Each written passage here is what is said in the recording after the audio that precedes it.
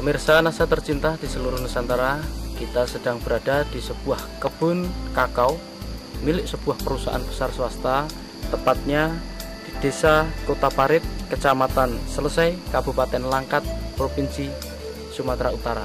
Selamat pagi Bapak. Selamat pagi. Bisa Bapak perkenalkan nama dan alamat Bapak? Nama saya Budianto, alamat di perumahan kebun ini, dan tepatnya di Desa Kota Parit, Kecamatan Selesai, Kabupaten Langkat. Berapa luasan dari kebun ini Pak? Luas ini 370 hektar.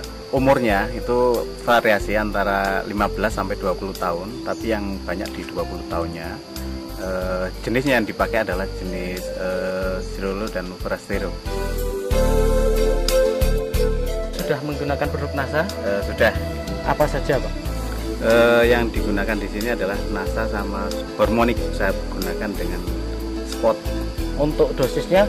Iya, dosisnya 4 tutup per cap ditambah 1 tutup hormon. Itu Bapak gunakan berapa luasan dan berapa habisnya Pak? Yang saya gunakan kurang lebih 150 hektar.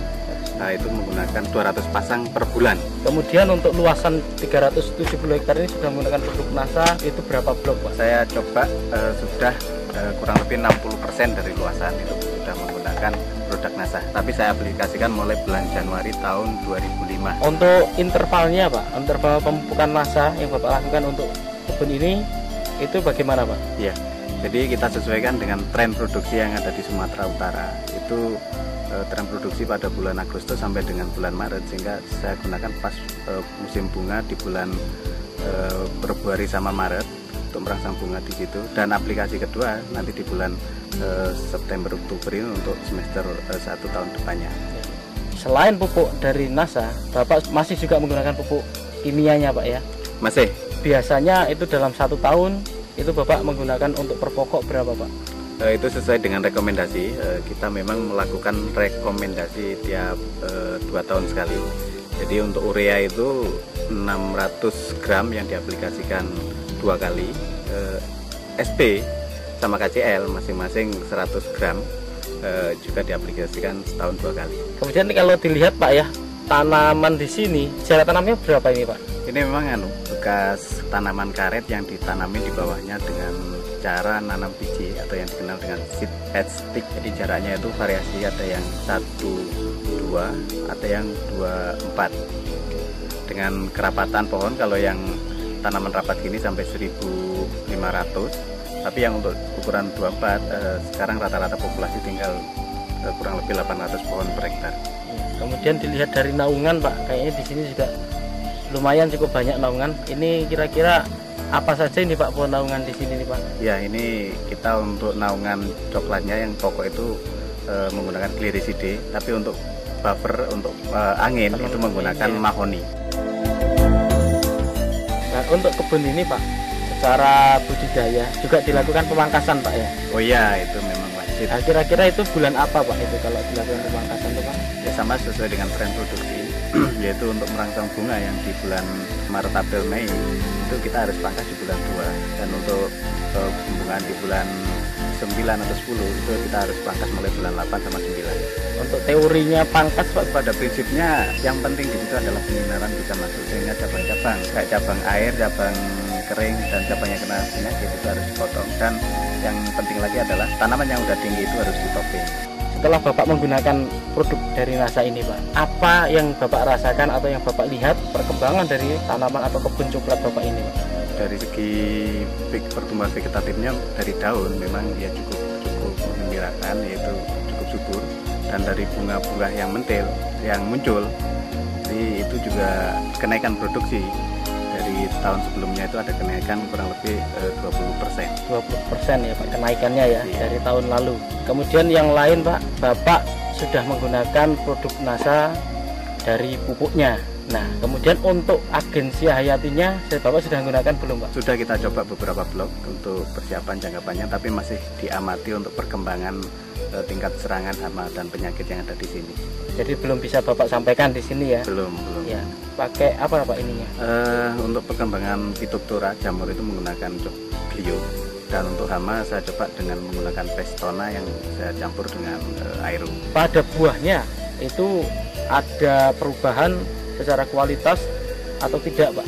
Secara kualitas memang ada ya, terutama untuk yang kena serang hama penyakit itu saat sekarang menunjukkan tanda-tanda ada penurunan, dan biasanya mecah itu kulit buah itu keras, ini agak mudah.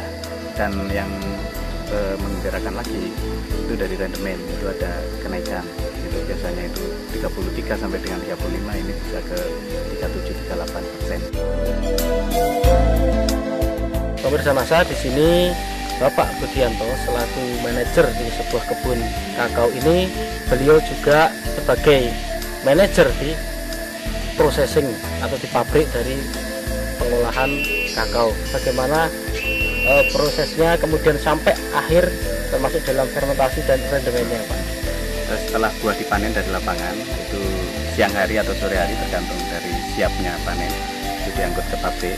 Nah, di sana buah kakao tadi langsung ditimbang berapa bobotnya dan langsung dimasukkan ke dalam kotak fermentasi. Di dalam kotak fermentasi kita fermentasi kurang lebih 4-5 hari dan dilakukan pembalikan sekali pada hari kedua, dan setelah itu dilakukan penyemuran dengan matahari itu kurang lebih 8-10 hari tergantung daripada cuaca.